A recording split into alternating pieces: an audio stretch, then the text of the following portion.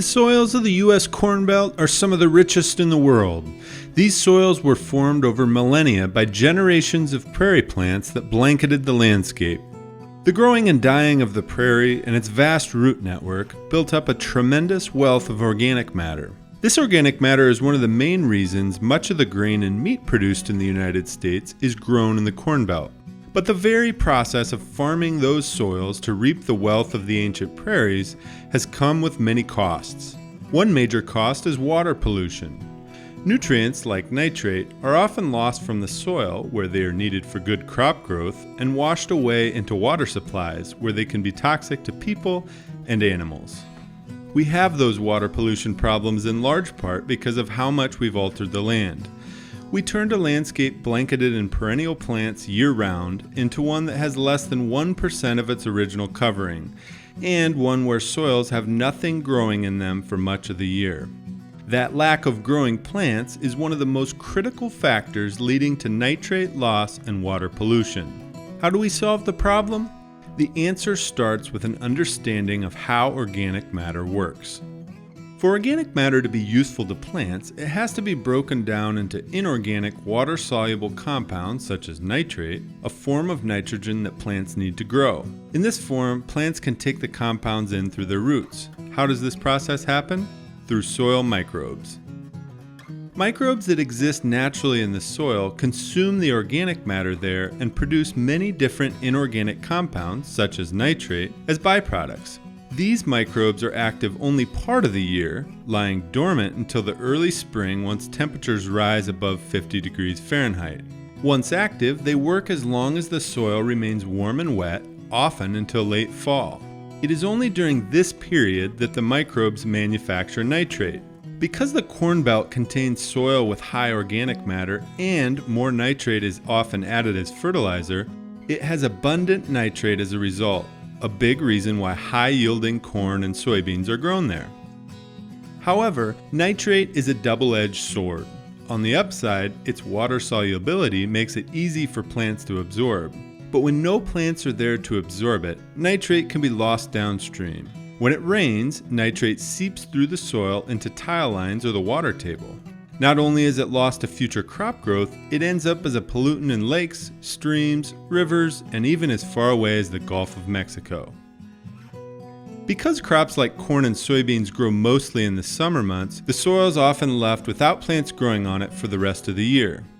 This means that in the fall and spring, when microbes are still active, available nitrate is left sitting in the soil at risk of being lost during the next rain. An added risk is that even when crops are growing, insufficient rain can lead to smaller plants whose roots don't thoroughly take up the nitrate, leaving some left in the soil to be lost in the off-season rains. And while nitrate loss is small from any given field, it becomes a problem when it happens across many acres. Widespread nitrate loss to water accumulates as it moves downstream and can lead to serious issues for water quality, wildlife, human health, and recreation.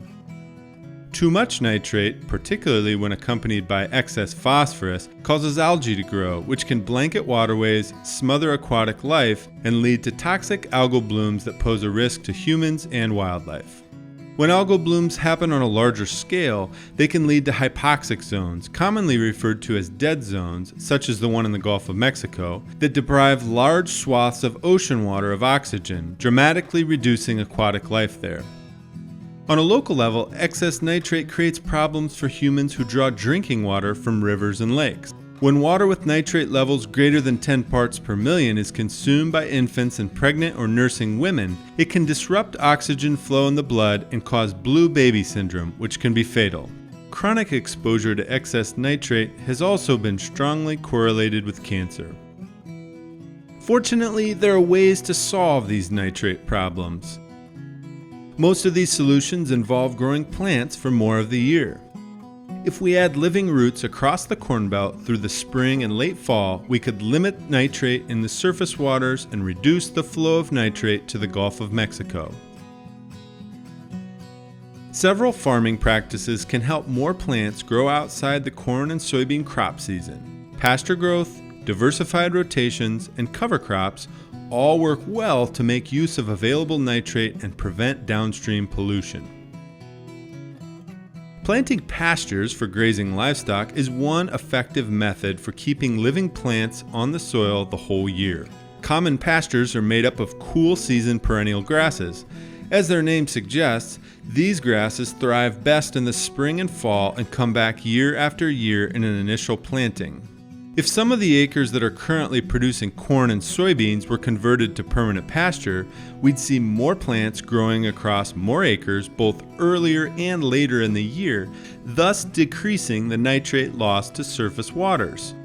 The problem of overgrazing, when livestock graze the grass too short, can result in too little grass to absorb nitrate from the soil, therefore risking its loss in the next rain. To counteract this, farmers can adopt rotational and other regenerative grazing systems, ensuring there's always plenty of grass to suck up available nutrients. Most farms in the Corn Belt only produce two crops, corn and soybeans, alternating every other year. Growing crops other than corn and soybeans on some fields, small grains like oats, wheat, barley, and rye, green manure crops like red clover, and perennial forages like alfalfa and other hay mixes can create demand for water and nitrate throughout the year.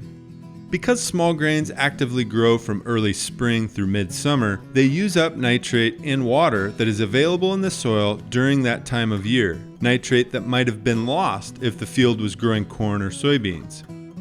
In addition, green manure crops like red clover are often planted along with small grain crops and are grown specifically to add fertility to the soil. After the small grain is harvested in the summer, the green manure crop continues to grow throughout the fall and following spring.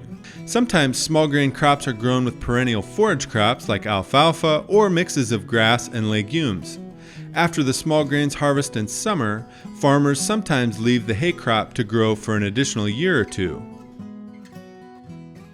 Adding any or all of these crops to corn and soybean rotations would significantly decrease nitrate that would otherwise end up in surface waters, thanks to more plants growing at times when soil microbes are active. While most of the farmland in the Corn Belt is used for corn and soybean production, some farmers plant cover crops in between those two crops. Cover crops are grown to cover the soil when it would otherwise be bare. They protect the soil from rain and subsequent erosion in the late fall and early spring. Common cover crop species are small grains like oats or cereal rye.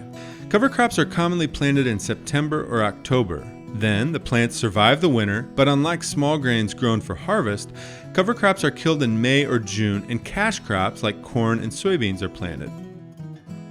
In addition to protecting the soil from erosion, because they are actively growing in the spring and fall, they take up water and nitrate for their growth and therefore prevent loss of nitrate to surface water. Because not all farms are the same, how and where these practices are placed on the landscape is important. Adopting these farming practices on acres where more nitrate is presently lost has a bigger potential than on acres where current nitrate loss is smaller. The reasons for this relate to the three major variables that contribute to nitrate loss: the level of organic matter in the soil, a soil's subsurface drainage characteristics, either natural or artificial, such as drainage tile, and the amount of rainfall. In other words, nitrate is lost most readily on soils with high organic matter that get plenty of rain and are well drained, usually because of tiles. Thus, those areas also represent the most significant opportunities for reducing nitrate loss. While there are many other solutions, such as saturated buffers that filter water through plant roots alongside streams, or wetlands that treat water coming from fields while restoring wildlife habitat, adding plants that can suck up nitrate-rich water for more of the year is one of the simplest. Pasture growth, diverse rotations, and cover crops beckon to the rich history of a corn belt made of more than just corn. A diverse landscape of grass, grain, and grazing animals with roots in the ground year-round.